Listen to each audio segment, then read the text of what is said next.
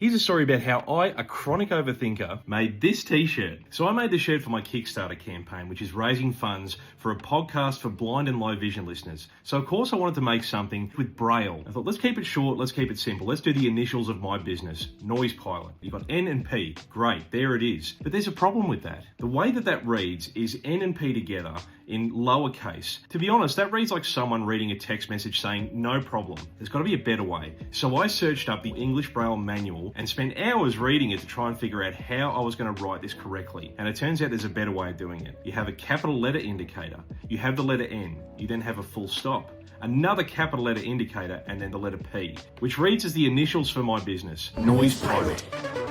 But there's another problem. Braille is a tactile language. You have to be able to feel it. So you can't just paint it onto a shirt or draw it onto a shirt. It has to be something raised so you can rub your finger across it, which is why I went for embroidery. But there's another problem.